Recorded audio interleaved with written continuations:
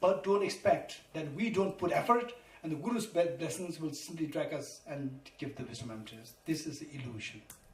This is the illusion. Okay. With this, likewise is the Bodhicitta. Bodhicitta, it will never happen spontaneously. It will never happen spontaneously through Guru's blessing. Guru's blessings are required, but the effort must be from your side. It is for this reason that the Buddha Shakyamuni said, you are the master of yourself. Who else is there as your master? You are the master of yourself. Who else is there as your master?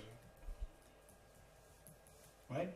So the Buddha said, I show you the path, you walk the path. Right? It's not that the Buddha will help us to walk the path. The Buddha shows us the path and we have to walk the path as shown. So this is how we should proceed. Okay, for this, we need to be very systematic. Very systematic. And if you practice this systematically, of course, sometimes it's very taxing, sometimes it's very repetitive, sometimes it can become very mechanical. It doesn't matter. Never give up. Just continue with this. Keep taking steps. Keep taking steps. You will reach somewhere. Every step you take, you go closer towards enlightenment. Without taking steps, don't visualize someone just picking you up and throwing you to enlightenment. It will never happen. Right? We have to take steps. For this, we need to know the steps. Steps, okay, the sevenfold cause-effect method to generate bodhicitta. For the steps, one is preliminary and the actual 7 steps. Preliminary is equanimity. The preliminary is equanimity. Equanimity. Equanimity is the preliminary. So this equanimity is not included as the one of the 7 steps. It's just a preliminary before the 7 steps. Now the 7 steps. 7 steps, what I'll do is that I'll give you the Tibetan, then the English. Tibetan, English, Tibetan, English. Or preliminary in Tibetan is known as Tangyum. Tangyum. T-A-N-G, Tang, N-Y-O-M. Tangyum. Now the 7 steps. The first one, Marshe. Marshe. M-A-R-S-H-A-Y. Marshe. Marshe. First step. Marshe means remembering all beings as one's mothers. If you know the Tibetan, it's very easy. Marshe. Just 2 syllables. Whereas for English, you have to memorize all these words. Remembering all beings as one's mothers. There are like 10, 15 syllables there. In Tibetan, it's very simple. Marshe. Remember all beings as one's mothers. Remembering all beings as one's mothers. 1. Number 2. Tinten. D-R-I-N. Tin. D-R-E-N. Tinten. D-R-I-N. D-R-I-N. Tin. Space. Then D-R-E-N. Tinten. Tinten means remembering their kindness. Remembering their kindness. Number 2. Tinten. Number 3, Tinso, D-R-I-N, space, S-O. D-R-I-N, Tin, space, S-O. Tinso, Tinso. Okay, in English, repaying their kindness. Repaying their kindness. Repaying their kindness. Number 3. Number 4. Yi-ong Chamba. This is a little long. Yi-ong Chamba. Y-I space O-N-G. Yi-ong Chamba. J-A-M-B-A. Yi-ong Chamba. Yi-ong Chamba in English. Seeing all beings in the light of great affection. Seeing all beings in the light of great affection. Seeing all beings in the light of great affection. Next, what's the next number? Huh? How many steps finished? 4 done. Number 5. Next one is Nyingje. Nyingje, N-Y-I-N-G, N-Y-I-N-G, Nying, space, J-A-Y. Nyingje. N-Y-I-N-G space J-A-Y. Nyingje. In English, great compassion. Great compassion. Great compassion. Number 5. Number 6. Laksam.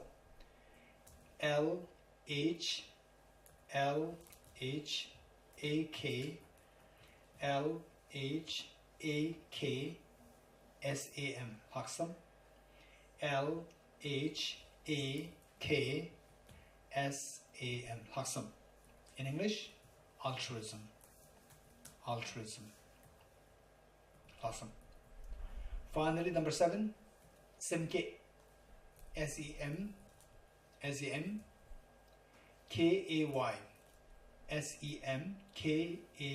Semke. Semke slash Changjupsem. Slash. This is choice. Choice between these two. Changjupsem. J-A-N-G. Chang. C-H-U-B. C-H-U-B. Changjup. S-E-M. Changjupsem. Semke, Changjupsem, these two are same. Semke, Changjupsem, in broad sense, same. In English, or not in English, in Sanskrit, Bodhicitta. Bodhicitta. This is number 7. Okay.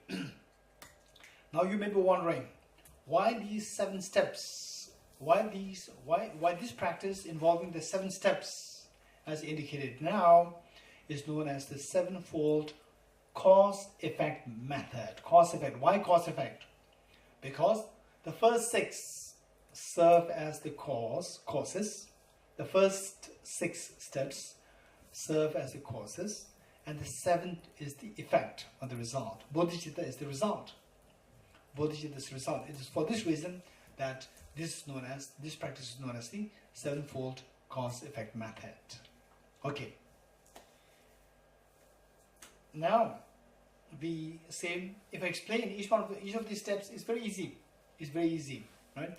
Now, more important for us is of course, to know what these steps are, and if possible, to have all these steps on our fingertips. What are they? Marche, Tinten, Tinso, Yeon Chamba, Nyingje, Haksam, Semke. Okay, tell me, what are the 7 steps? Marche, Tinten, Tinso, Yeon Chamba, Nyingje, Haksam, Semke. Okay. Afternoon class at 3 o'clock? At 2 o'clock. 3. We have a class at 2 o'clock, discussion. Okay, group discussion at 2 o'clock. Teaching at 3 o'clock. If we don't have these 7 steps on our fingertips, no class at 3 o'clock. Can we do it in English though? Yes, in English is also fine. It depends also fine, whichever. The 7 steps should be there. Alright? So without the 7 steps, I will randomly request some of you, right? And if you don't have the answer, then if say 3 people fail, then no class. Okay, we'll put it on the board so people can remember. The thing is that they must be on fingertips. First on the board. First on the board, very good. First on the board and then fingertips before class. Yes. All right. Okay. Okay. Without this, then it's become like the entertainment. Okay. Now, the first was equanimity. Equanimity. We have to know the rationales, and then experientially you should feel them, and then we have to practice them. Then see, right? Then see that how much is coming to you. Then at times it becomes very mechanical. It doesn't matter. When it becomes mechanical, see what is wrong, right? Mechanical meaning you don't feel. There's no feeling coming in you. There's no tickling sensation or goosebumps coming on you, right? If these don't come to you, and you can also feel that it has now become very mechanical, right? It's like say the parroting. Okay, now for this we have to see what is missing. How can I make it more experiential, right? Okay, so first one, first we have to know what these steps are. We have to know what each of these steps mean. First one is equanimity. which is a preliminary, not one of the 7 steps, preliminary. And preliminary, that is the equanimity. Equanimity meaning, say, if you look at how we behave in the world, if you look at how we behave in the world, we see that we are very, very biased. Yes, no? Huh? Yes. We are very biased. Right? And some can be so prominent and others can be subtle. Right? Okay, so this biased attitude is one which creates all the problems, all the wars between the nations. It's all because of this biased attitude. Biased attitude. And this is what attracts all the miseries. Okay, so there, say, a biased attitude towards the beings. To some, we feel them as so close, near ones, and others, oh, these are my enemies. And third, just ignore, I don't care, you are the indifferent, you are my strangers, you're strangers. Okay, this is how biased we are. So this biased attitude, the metaphor given is, you are thinking of building a huge structure. You are thinking of building a huge structure. And the land is totally uneven. Some are very high and some are very low. Very high, low. How can you possibly build such a huge structure in the air? We should cover the entire earth, the entire land. Right? And some are very high and some are very low. There's unevenness in the air. So this unevenness symbolizes our biases. Some attachment, some too close, some just push them aside, some just neutral, indifferent. So this is the biased attitude. Okay. So for this, we need to. It is advice. Okay. Some of you already have received numerous teachings on these. Quickly, and those of you who are new, for you, say it is advised to think of the 3 beings. One who is so close to you, like your mother, like your child, or particularly someone who has benefited you so much, like your mother, father, your brother, or whatever. And then in the middle, your enemy, the stranger, a neutral person, and then the third, your enemy. Someone with whom, or we may call it enemy. This word may be too strong. Enemy. This word may be too strong. Someone, a difficult person, right? You may classify some people as difficult, but may not classify them as enemies, right? So this word is too strong.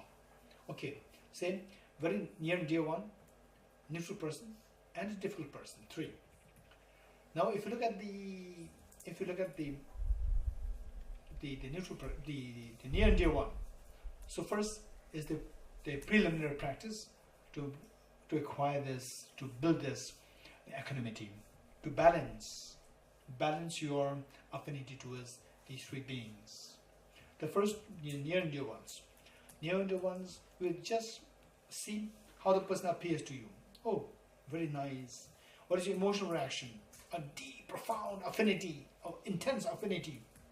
Okay. Now, if you look very in a retrospective way, in retrospect, if we analyze, if you think about the same person, then in the former lives,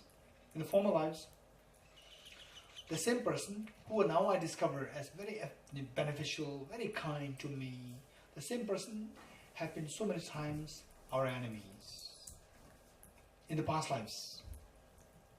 Or very difficult person, right? Difficult person, sometimes. And from that point of view, why should I feel so deep affinity to this person today? Why don't I show the same affinity to the difficult person of this life? Because this person creates problem on me. Likewise, this person created problem to you in the past lives. It's just a matter of time. Otherwise. So that way, the moment you think about the negative side of the other person, which was done to you in the past lives, then the affinity is, excessive affinity is cut down, is toned down. Likewise, you think about this neutral person.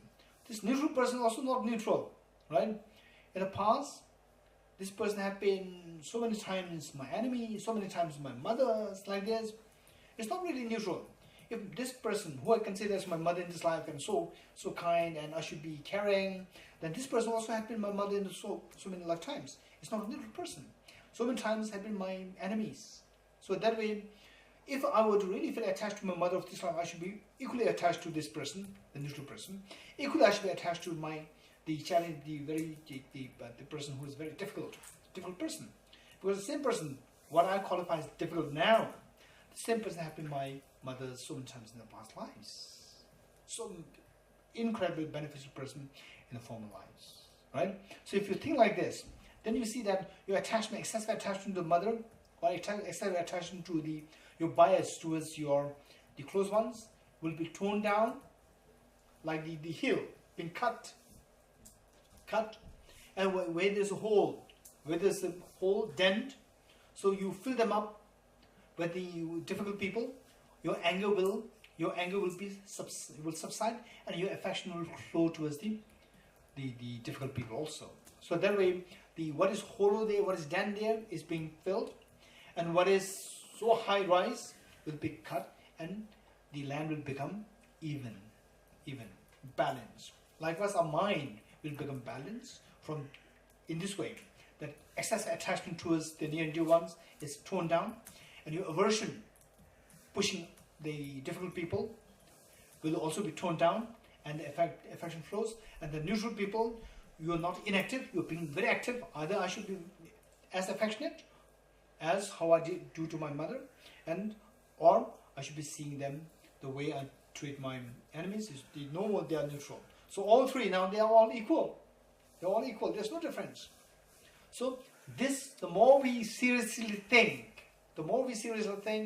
our biases will dissolve.